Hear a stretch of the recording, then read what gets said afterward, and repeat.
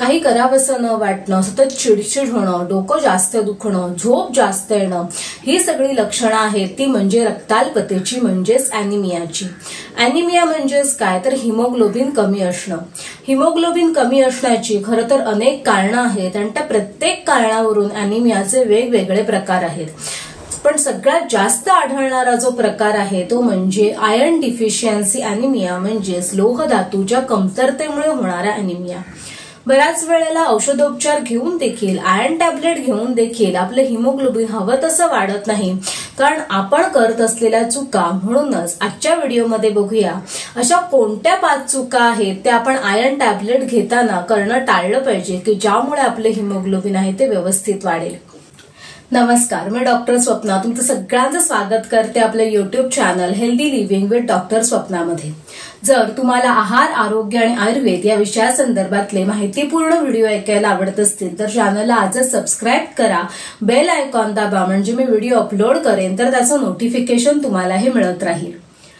औषधं कुठलीही असो, आयुर्वेदिक असो, ॲलोपॅथिक असो किंवा होमिओपॅथिक असो, ती औषधं घेण्याची एक योग्य वेळ असते, योग्य पद्धत असते। त्या पद्धतीप्रमाणे, त्या वेळेप्रमाणे जर औषध घेतलं गेलं तरच आपल्याला त्याचे जास्तीत जास्त चांगले परिणाम मिळतात, त्या औषधाचा फायदा व्यवस्थित होतो। आणि म्हणूनच जेव्हा आपण आयर्न टॅबलेट घेत असतो तेव्हा त्या आयर्न टॅबलेट घेताना देखील आपण काही चुका करणं हे टाळलं पाहिजे की ज्यामुळे आपले हिमोग्लोबिन आहे ते व्यवस्थित वाढेल, त्या टॅबलेटचा आपल्याला फायदा हा जास्त मिळेल। तर बघूयात आजच्या व्हिडिओमध्ये की अशा कोणत्या 5 चुका आहेत त्या आपण आयर्न टॅबलेट घेताना करणं हे टाळलं पाहिजे। सगळ्यात पहिली चूक ती म्हणजे जेवणानंतर लगेच औषध घेणं। बऱ्याच वेळेला आपण औषधं घेणं हे विसरतो, म्हणून जेवल्यानंतर लगेचच आपण औषधाची बाटली हातात घेतो की ज्यामुळे आपण ते घेणं विसरू नये। पण जेवताना आपण त्याच्यामध्ये डाळ, भात, चपाती, भाजी असे वेगवेगळे पदार्थ खात असतो, यामध्ये फायबरचं प्रमाण देखील असतं। तर हे जेवणामधलं हे जे फायबर आहे, हे फायबर आयर्नचं ऍब्झॉर्प्शन, आयर्नचं शरीरामध्ये होणारं शोषण आहे ते कमी करतं आणि त्यामुळे आपल्याला औषधाचा तितकासा फायदा हा होत नाही। म्हणूनच जेवणानंतर लगेचच आयर्न टॅबलेट घेणं हे टाळलं पाहिजे। तुम्हाला आयर्न टॅबलेट्स घ्यायच्या असतील तर जेवणाच्या अगोदर 2 तास किंवा जेवणानंतर 2 तासांनी घेणं हे जास्त आपल्यासाठी फायदेशीर आहे। दुसरी महत्वाची चूक म्हणजे चहा आणि कॉफी याच्यानंतर लगेचच टॅबलेट घेणे। बऱ्याच वेळेला आपण सकाळचा ब्रेकफास्ट करतो, त्याच्यानंतर चहा आणि कॉफी घेतो आणि त्यानंतर आपण आपलं काम करण्यासाठी घराबाहेर पडतो। मग कामाच्या वेळेमध्ये आपल्याला औषध घेणं हे विसरून जातं, म्हणूनच चहा आणि कॉफी घेतल्यानंतर लगेचच आपण टॅबलेट घेण्याचा प्रयत्न करतो जेणेकरून ते आपल्या लक्षात राहील। पण कॉफीमध्ये, चहामध्ये कॅफेन असतं, टॅनिन असतं, यामुळे आयर्नचं ऍब्झॉर्प्शन हे 50% कमी होतं, म्हणजे तुमच्या टॅबलेटसाठी खर्च केलेले निम्मे पैसे फुकट जात आहे आणि तुम्हाला हवं तसा परिणाम देखील मिळणार नाही। म्हणूनच चहा आणि कॉफी घेतल्यानंतर लगेचच आयर्न टॅबलेट घेणं हे टाळलं पाहिजे। तिसरी महत्वाची चूक आहे ते म्हणजे विशिष्ट पदार्थांचं सेवन आहे ते जास्त करणं। हे विशिष्ट पदार्थ कोणते आहेत तर EDTA असणारे पदार्थ। EDTA काय आहे तर EDTA म्हणजेच एक फूड प्रिझर्वेटिव्ह आहे। फूड प्रिझर्वेटिव्ह म्हणजे एखादा पदार्थ आहे तो जास्त काळ टिकण्यासाठी त्याच्यामध्ये EDTAचा वापर हा केला जातो।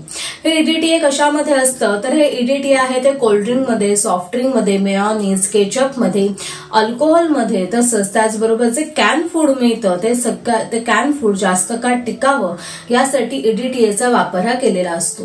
म्हणूनच तुमचं हिमोग्लोबिन जर कमी असेल, तुम्ही आयर्नच्या टॅबलेट जर घेत असाल तर हे EDTA असणारे जे पदार्थ आहेत त्यांचं जास्तीत जास्त सेवन आहे ते कमी केलं पाहिजे। तसेच हे पदार्थ घेतल्यानंतर त्याच्यानंतर लगेचच आयर्न टॅबलेट घेणं हे टाळलं पाहिजे। चौथी महत्वाची चूक म्हणजे सगळी औषधं एकदम घेणं। आपल्याला फक्त आयर्नच्याच टॅबलेट सुरू असतात असं नाहीये, तर आपल्याला कॅल्शियमच्या टॅबलेट असतात, वारंवार ऍसिडिटी होते म्हणून ऍसिडिटीच्या गोळ्या लिहून दिलेल्या असतात। तर हे सगळं एकत्र घेण्यामुळे त्या औषधांचं जे ऍब्झॉर्प्शन आहे, शरीरामध्ये होणारं शोषण आहे ते कमी होतं, हवं तितकं होत नाही आणि औषधांचा योग्य परिणाम आपल्याला मिळत नाही। विशेषतः ज्या आयर्न टॅबलेट्स आहेत त्या कॅल्शियमच्या टॅबलेट बरोबर किंवा जर तुम्हाला वारंवार ऍसिडिटी होते म्हणून जर अँटासिड दिले असतील, ऍसिडिटीच्या गोळ्या दिल्या असतील तर या गोळ्यांबरोबर आयर्नच्या टॅबलेट्स आहेत ते घेणं टाळलं पाहिजे। त्यामुळे त्या गोळ्यांचं जे ऍब्झॉर्प्शन आहे, आयर्नचं ऍब्झॉर्प्शन आहे ते शरीरामध्ये कमी होतं।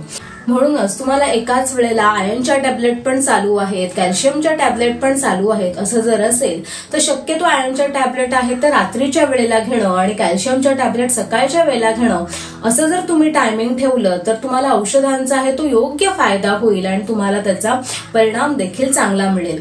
म्हणूनच सगळी औषधं आहेत ती एकदम घेणं हे टाळलं पाहिजे, त्यामुळे औषधांचा योग्य परिणाम होत नाही आणि ती औषधं आहेत ती शरीरामध्ये तितक्या प्रमाणामध्ये शोषली जात नाहीत।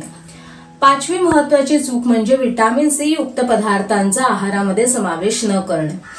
आपल्या शरीरामध्ये आयर्नचं ऍब्झॉर्प्शन होण्यासाठी, जास्त प्रमाणामध्ये होण्यासाठी, ते आतड्यांनी व्यवस्थित शोषून घेण्यासाठी व्हिटॅमिन सी ची गरज असते।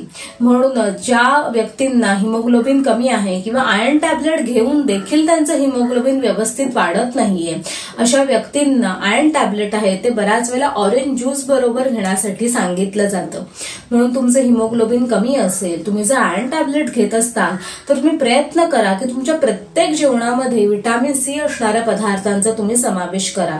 उदाहरणार्थ तुम्ही जेवणामध्ये भाजीमध्ये लिंबाचा वापर करू शकता, तुम्ही जेवणाबरोबर लिंबू सरबताचा वापर करू शकता। जी व्हिटॅमिन सी युक्त फळं आहेत, पिवळ्या आणि भगव्या रंगाची जी फळं आहेत ती जास्तीत जास्त तुम्ही खाऊ शकता की ज्यामुळे तुम्ही जे आयर्न घेत आहात ते आयर्न तुमच्या शरीरामध्ये जास्त प्रमाणामध्ये शोषलं जाईल आणि तुम्हाला फायदा हा जास्त मिळेल।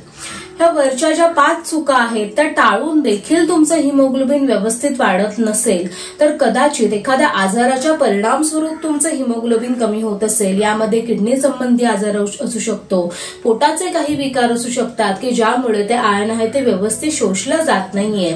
तर असं असेल तर योग्य ती तपासणी करून घेणं, डॉक्टरांचा सल्ला घेणं हे गरजेचं आहे। तुम्ही जर आयर्न टॅबलेट्स घेत असाल तर या टिप्स लक्षात ठेवणं गरजेचं आहे। सगळ्यात पहिली टिप, जेवणानंतर लगेचच आयर्नच्या टॅबलेट्स घेऊ नये, ते जेवणाच्या अगोदर 2 तास किंवा नंतर 2 तास घेणं हे गरजेचं आहे। दुसरी टिप, चहा आणि कॉफी बरोबर आयर्न टॅबलेट्स घेऊ नयेत। तिसरी टीप म्हणजेच EDTA असणारे जे पदार्थ आहेत किंवा food preservative, process food, can food आहेत त्यांचं सेवन, त्यांचं आहारामध्ये असणारं प्रमाण हे जास्तीत जास्त कमी ठेवावं आणि त्यांच्याबरोबर आयर्न टॅबलेट्स घेऊ नये। चौथी महत्वाची टीप म्हणजे सगळी औषधं एकत्र घेऊ नये, त्यामुळे औषधांचं ऍब्झॉर्प्शन नीट होत नाही। आणि पाचवी महत्वाची टीप म्हणजे व्हिटॅमिन सी युक्त पदार्थांचा आहारामध्ये जास्तीत जास्त समावेश कराव्या। या 5 टिप्स तुम्ही जास्तीत जास्त प्रमाणामध्ये जर फॉलो केल्या तर तुम्हाला आयर्न टॅबलेटचा चांगला फायदा मिळेल आणि तुमचं हिमोग्लोबिन आहे ते लवकर वाढेल।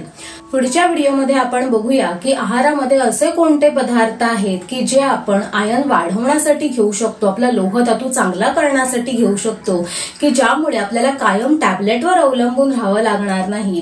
तर तो व्हिडिओ बघण्यासाठी चॅनलला आजच सबस्क्राईब करा, बेल आयकॉन दाबा, म्हणजे मी व्हिडिओ अपलोड केला की त्याचं नोटिफिकेशन तुम्हाला मिळत राहील। तुम्हाला आजची माहिती जर आवडली असेल, गरजेची वाटली असेल तर तुमच्या नातेवाईकांना जास्तीत जास्त शेअर करा। तुम्हाला काही शंका असेल तर मला कमेंट बॉक्समध्ये विचारा आणि तोपर्यंत हेल्दी राहा आणि हॅप्पी राहा। नमस्कार।